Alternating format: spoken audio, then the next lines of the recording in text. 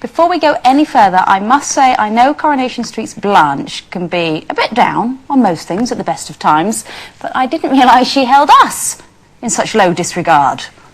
Anything wrong? Deirdre has to reapply for her job, and Kenneth couldn't give a monkeys. Oh, Blanche, please. No, she's got a point. So, are you ready then? Sorry to hear that, Deirdre. Oh, well, at least it means I can come to your meeting with you now. Oh. Meeting? Yeah, Peter's going to an open meeting, and Deirdre and I are going to offer him support. Oh, you won't like it, Blanche. It's just a load of people sat round in a circle talking about the problems, that's all. Anything's got to be better than loose women.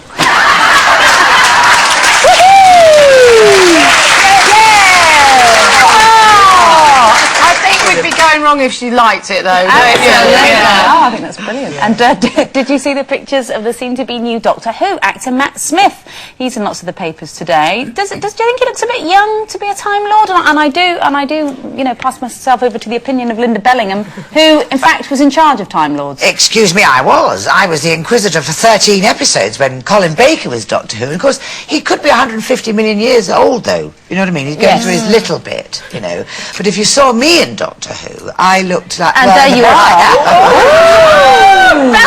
Honestly, that hat had rods here so that you couldn't move, and had these false nails on that were so long that when I went to the loo, I had to get the wardrobe girl to come with me and take my tights down.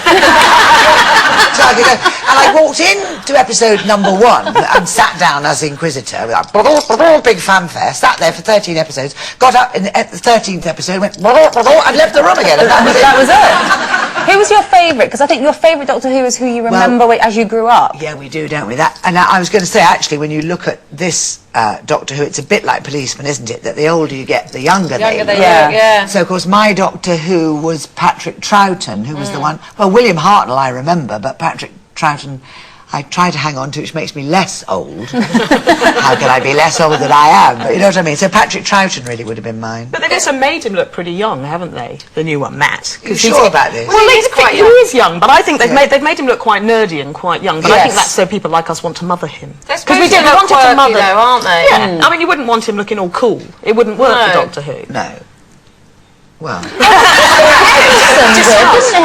In the black leather jacket. Well, I was going to say, you know, the whole Doctor Who thing it's a terrible indicator of age, isn't it? It's a big giveaway. You know, people say, who was your Doctor Who?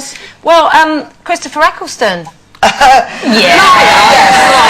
the pants are on fire. John Pertwee. Yes, it was. And then was it John Pertwee into Tom Baker? That was, yeah. But doesn't matter. Into Tom Baker, yeah. It doesn't matter when it was. Everybody hides behind the sofa when the Daleks come on. Yes. Absolutely. One of today's breaking news stories is that sales of forks are now outnumbering the matching knives by 2 to 1 at one of Britain's leading department stores.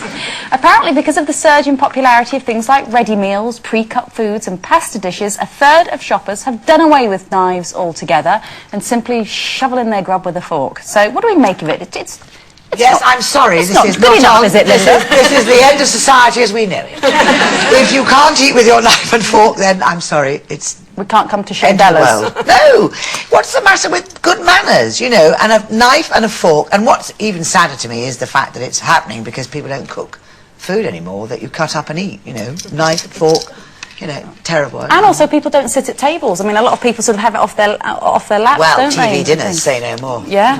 Well, I mean, I understand, you know, if you're at a posh dinner or something, then it's important to have those table manners because there are other people there that you don't know. But if you're just at home, I don't see what difference it makes, you know, what you eat with. I don't, you know, most of the time I don't use a knife. Your hands, don't you, love? I know. I don't use my hands, no, but if I do cook, lately I've been cooking a lot of Chinese food.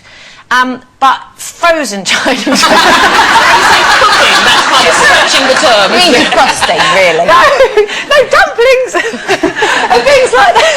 Frozen. Tell me, when you, at the end of the cooking process, does something go ping? No, it's cooked steam stuff. I mean, it's stuff that Chinese restaurants use, actually. You know, those sort of guys with dumplings things, so everything, and soups, and so you eat with the Chinese spoon and chopsticks, yeah. So that's good. Yeah, that's the right utensil for the food. food. But it does annoy me, actually. I agree with you. If people can't eat properly with a knife and fork, because I used to go out with this guy, and he was quite old, he should have known better.